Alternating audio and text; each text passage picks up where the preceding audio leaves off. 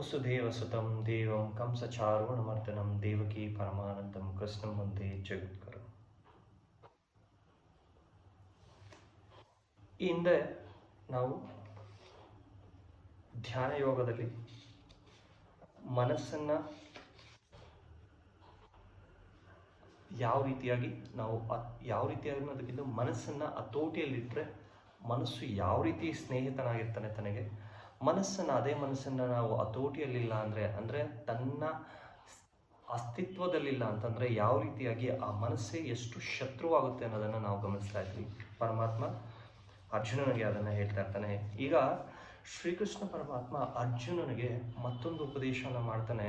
ನೀನು ಆ ಮನಸ್ಸನ್ನು ಸಮಸ್ಥಿತಿಯಲ್ಲಿ ಅಥವಾ ನಿನ್ನ ಹಿಡಿತದಲ್ಲಿ ಇಟ್ಕೋಬೇಕಂದ್ರೆ ಮತ್ತೇನು ಮಾಡಬೇಕು ಅಂತ ಹೇಳ್ತಾನೆ.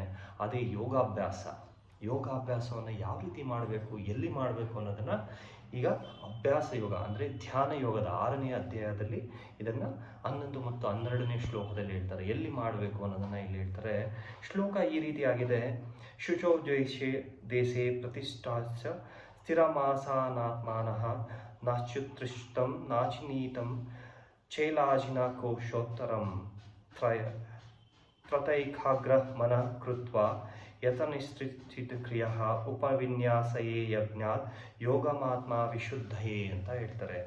ಅಂದರೆ ಪರಮಾತ್ಮ ಹೇಳ್ತಾನೆ ಇಲ್ಲಿ ನೀನು ಯೋಗಾಭ್ಯಾಸವನ್ನು ಎಲ್ಲಿ ಮಾಡಬೇಕು ಅಂತ ಇಲ್ಲಿ ಹೇಳ್ತಾರೆ. ಇದನ್ನು ಏಕಾಂತ ಸ್ಥಳದಲ್ಲಿ ಮಾಡಬೇಕು ಅಂತ ಹೇಳ್ತಾರೆ. ಯೋಗಾಭ್ಯಾಸ ಮಾಡಬೇಕಾದ್ರೆ ಏಕಾಂತ ಸ್ಥಳಕ್ಕೆ ಹೋಗಬೇಕು. ನೆಲದ ಮೇಲೆ ದರ್ಬೆಯನ್ನು ಹಾಕಿರಬೇಕು. ಅಂದರೆ ನೆಲವನ್ನು ಬರೀ ನೆಲದಲ್ಲಿ ಮಾಡುವಾಗಿಲ್ಲ ಅಥವಾ ಅದನ್ನು ಬೇರೆ ಜಾಗದಲ್ಲಿ ಮಾಡುವಾಗಿಲ್ಲ. ನೆಲದ ಮೇಲೆ ದರ್ಬೆಯನ್ನು ಹಾಕಿರಬೇಕು.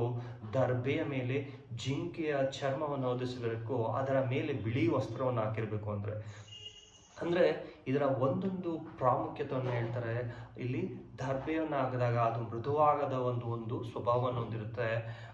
ಜಿಂಕೆಯ ಚರ್ಮ ಅಂದರೆ ಜಿಂಕೆಯ ಚರ್ಮದ ಹೋಲುವಂತಹ ಅಷ್ಟು ಮೃದುವಾದ ವಸ್ತ್ರ ಏನಾದರೂ ಹಾಕಿರಬೇಕು. ಅದರ ಮೇಲೆ ಬಿಳಿಯ ಬಟ್ಟೆ ಅಂದರೆ ಬಿಳಿಯ ಬಟ್ಟೆಯನ್ನು ಹಾಕಿರಬೇಕು.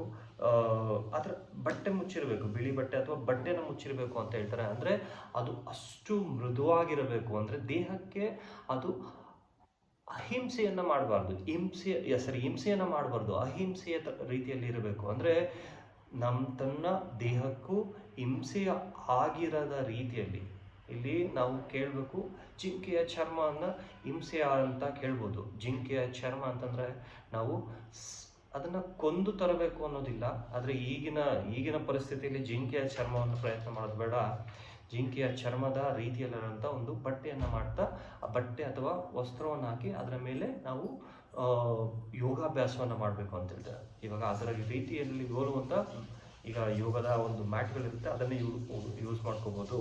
ಮತ್ತು ಆ ಪೀಠ ಎಲ್ಲಿರಬೇಕು ಅಂದರೆ ಅತಿ ಎತ್ತರವಾಗಿರ್ಬೋದು, ಅತಿ ಕೆಳ ಸ್ಥಿತಿಯಲ್ಲೂ ಇರಬಾರ್ದು.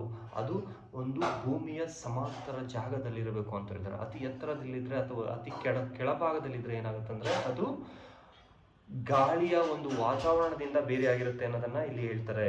ಮತ್ತು ಅದು ಪವಿತ್ರ ಸ್ಥಳದಲ್ಲಿರಬೇಕು. ಪವಿತ್ರ ಸ್ಥಳ ಅಂತಂದರೆ ಇಲ್ಲಿ ತೀರ್ಥಯಾತ್ರೆಗಳಾಗಿರ್ಬೋದು ಅಥವಾ ಸಮುದ್ರ ಅಥವಾ ನದಿಯ ದಡದಲ್ಲಿದ್ದಾಗ ಏನಾಗುತ್ತೆ ಅಂದರೆ ಅದನ್ನು ಪವಿತ್ರ ಸ್ಥಳ ಅಂತ ಪರಿಗಣಿಸ್ತಾರೆ. ಗಂಗಾ ನದಿಯ ದಡ ಮತ್ತು ಈ ರೀತಿಯಾಗಿ ಸುಮಾರು ಜಾಗಗಳಿರುತ್ತೆ. ಆ ಜಾಗಗಳಲ್ಲಿದ್ದರೆ ಅತಿ ಉತ್ತಮ ಅಂತ ಹೇಳ್ತಾರೆ. ಯೋಗಿ ಅದರ ಮೇಲೆ ದೃಢವಾಗಿ ಕುಳಿತಿರಬೇಕು. ಅಂದರೆ ಸೊಂಟ, ಬೆನ್ನು, ಕುತ್ತಿಗೆ ದೃಢವಾಗಿ ನೇರ ಇರಬೇಕು. ಸೊಂಟ ಬಾಗಿರೋದು ಅಥವಾ ಈ ಥರ ಹಿಂದೆ ಇರಬಾರ್ದು. ಅದು ದೃಢವಾಗಿರಬೇಕು.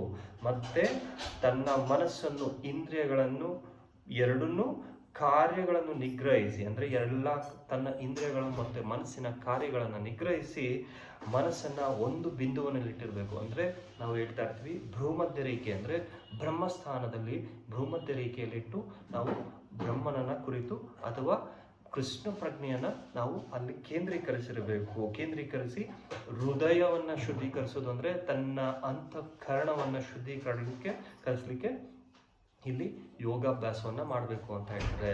ಮತ್ತು ಅದನ್ನು ಕುಳಿತುಕೊಳ್ಳುವ ಸ್ಥಿತಿ ಸೊಂಟ, ಬೆನ್ನು, ಕುತ್ತಿಗೆ ನೇರ ಇರಬೇಕು. ಮೃದುವಾಗಿ ಕಣ್ಮುಚ್ಚಿ ಭ್ರೂಮಧ್ಯ ರೇಖೆಯಲ್ಲಿ ತನ್ನ ಮನಸ್ಸನ್ನು ಕೇಂದ್ರೀಕರಿಸಿ ಅಂತಃಕರಣ ಶುದ್ಧಿಗಾಗಿ ತಾನು ಯೋಗಾಭ್ಯಾಸವನ್ನು ಮಾಡಬೇಕಾಗತ್ತೆ ಅನ್ನೋದನ್ನು ಇಲ್ಲಿ ಶ್ರೀಕೃಷ್ಣ ಪರಮಾತ್ಮ ಅರ್ಜುನನಿಗೆ ಇಲ್ಲಿ ಉಪದೇಶವನ್ನು ಮಾಡ್ತಾರೆ.